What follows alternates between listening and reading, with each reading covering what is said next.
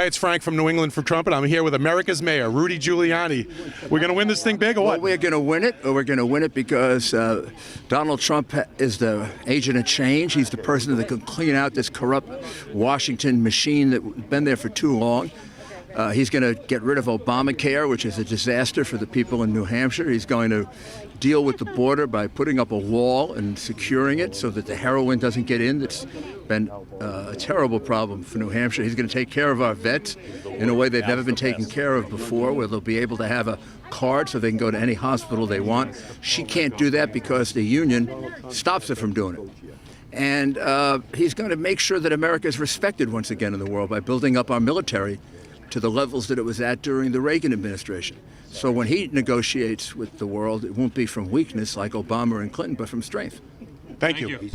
And I think it is ironic, as Governor Sununu said, that she now wants all the emails put out. She destroyed 33,000 of them and spent a lot of money getting them acid washed. I mean, she could have put them out herself if she wanted them out. So this today, the surrogates are saying, Hillary's surrogates are saying, look, these aren't her emails, they're Huma's emails. Can you explain why, as a former federal prosecutor? Well, Huma Abedin is her right arm. But the emails should never be in a private laptop. Well, if these are government, Huma Abedin worked for the State Department. So she was a government official, and she was the closest government official to the Secretary of State. So these would be highly relevant to the government. Now, it is true, through some kind of shenanigans that I can't figure out, Huma Abedin was allowed to hold 2 other jobs and stay in New York and still pull down her federal salary. That had to be something corrupt within the Obama administration that allowed that. When I worked in the Justice Department, you were allowed only 1 job. You weren't allowed 2 others. I couldn't go make $100,000 at a law firm and $200,000 at a consulting firm. So this whole Clinton operation is like a crime family. When you look at Huma Abedin, you look at Doug Band, all the money he was shaking countries down for and people down for, pay it to the Clinton Foundation, you get this, do a $1.5 million speaking fee for Bill Clinton, you get that. This reminds me of, if they had Italian names, it would be organized crime. And I can say that as somebody who prosecuted probably 1,000 mafia members. So they were still undecided. What do you want to say to them? What I want to say to them is don't put this criminal enterprise in the White House. They sold out the State Department, which is a disgrace. They did a lot to discredit the Justice Department this summer. Don't let them soil the White House. They've already had 1 chance to disgrace the presidency, and Bill Clinton did a pretty good job of that. Let's not give him another chance to disgrace the presidency. If we were to elect her, she'd probably be impeached within a year, given what I can see of the evidence that the FBI has against her. Nobody's even investigated the Clinton Foundation yet, and that is filled with crime after crime after crime after crime.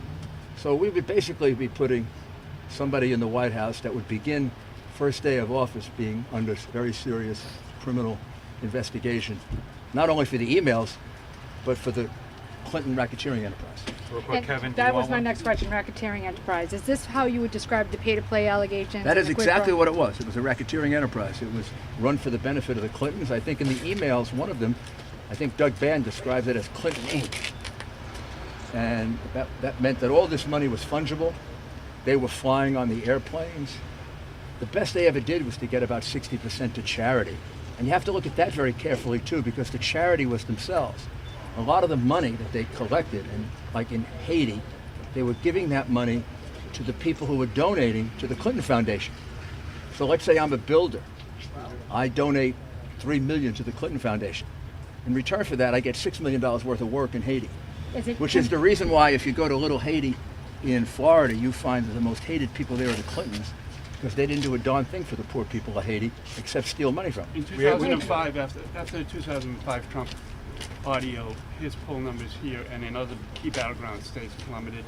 But you've been involved in campaigns before. Is this a turning point? Do you feel like the race is coming back? I think the turning point was really last week, as he focused more and more on the substantive issues. Because if we put all this aside and we go back to the substantive issues, the American people agree with him on the substantive issues more than they agree with her. You could put both of their past behind them and say, he's for lower taxes, she's for higher taxes. He's for renegotiating the trade agreements, she's for making worse trade agreements. He wants to stand up to radical Islamic terrorism. She wants to back down to it. She wants to bring in 400,000 or 500,000 Syrian refugees that haven't been vetted. He doesn't want to bring in refugees who haven't been vetted. And he has the instincts of a leader, somebody who can stand up. He's going to expand the size of our Army, Navy, Air Force, Marines, so that when he has to negotiate for us, he's negotiating like Ronald Reagan from strength. She wants to decimate all of them. So I think the more he keeps it on the issues, the more we win this election. NH1, do you want one? Just is the timing appropriate of the FBI coming back out? It's only 10 days before the election. Well, the reality is that's up to the FBI. I mean, was the timing appropriate to do that interview of her over the 4th of July weekend and 2 days later put out a report that had to have been written before they ever did the interview? Didn't seem like Hillary complained about that. I mean, it's kind of absurd to me to do an interview of her on a Saturday. On Tuesday, they have the report ready. That tells me, as a former prosecutor, the report was written before they interviewed Hillary, and some kind of fix was in. I think Director Comey had to do what he did, which tells me this must be some very powerful evidence of criminality. Otherwise, he wouldn't have done it. And it's happened before. Investigations have come out right near the end of elections. It isn't the first time. So if they were so happy with Director Comey when he let Hillary off the hook for the crimes that she committed, kind of hard to be complaining now if he says, well, there are a couple more crimes I haven't taken a good look at.